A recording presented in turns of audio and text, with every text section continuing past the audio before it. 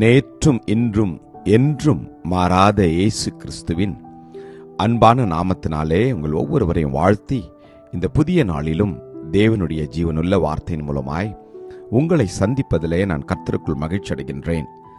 சங்கீதம் 91:15-16. அவன் என்னை நோக்கி கூப்பிடுவான், நான் அவனுக்கு மறு உத்தரவு அருள் செய்வேன். ஆபத்தில் நானே அவனோடு இருந்து அவனை தப்புவித்து அவனை கனப்படுத்துவேன். நீடித்த நாட்களால் அவனை திருப்தியாக்கி என் ரட்சிப்பை அவனுக்கு காண்பிப்பேன். Psalms 91:15-16. He shall call upon me, and I will answer him. I will be with him in trouble. I will deliver him and honor him. With long life I will satisfy him and show him my salvation. ஆமென். கர்த்தருடைய நாமம் மகிமைப்படுவதாக. நம் ஒவ்வொருவரையும் அவர் விடுவிக்கிற தேவன். அவர் உங்களுக்கும் எனக்கும் ஆபத்தில் அனுகூல தேவனாய் இருக்கிற தேவன். உங்களையும் என்னையும் அவர் தப்புவிக்கிற தேவன்.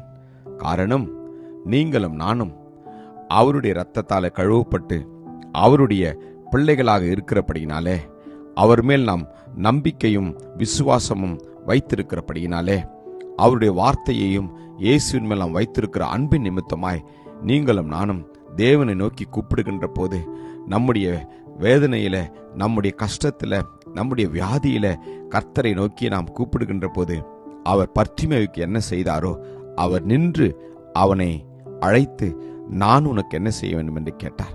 இந்த நாளிலும் வேதம் சொல்வது போல, அவன் என்னிடத்தில் வாஞ்சியா இருக்கிறபடினால் அவனை நான் விடுவிப்பேன். என் நாமத்தை அவன் அறிந்திருக்கிறபடினால் அவனை உயர்ந்த அடைக்கலத்தில் வைப்பேன். இயேசு என்ற நாமத்தினாலே நீங்களும் நானும் ரட்சிக்க பெற்றிருக்கிறோம்.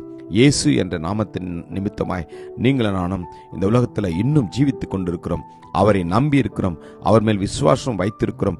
அவர்தான் நம்முடைய குல தெய்வம் என்று நீங்களும் நானும் நம்பி வாழ்ந்து கொண்டிருக்கிறபடினாலே, நம்முடைய ஆபத்தில், நம்முடைய கஷ்டத்தில் அவரை நோக்கி நாம் கூப்பிடுகின்ற போது அவர் நின்று உங்களையும் என்னையும் பார்த்து, நான் உங்களுக்கு என்ன செய்ய வேண்டும் என்று கேட்டு நம்மை அவர் ரட்சித்து உங்களையும் என்னையும் அவர் காப்பாற்றுவார்.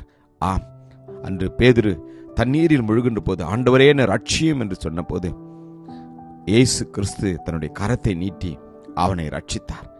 ஆம், அந்த தேவன் இன்னும் ஜீவிக்கிற தேவனாய் இருக்கின்றார். என் ஆபத்து நாளிலே என்னை நோக்கி கூப்பிடு என்று கர்த்தர் சொல்லியிருக்கிறார். நம்முடைய ஆபத்து நாட்களிலே நாம் தேவனை நோக்கி கூப்பிட கற்றுக்கொள்ள வேண்டும்.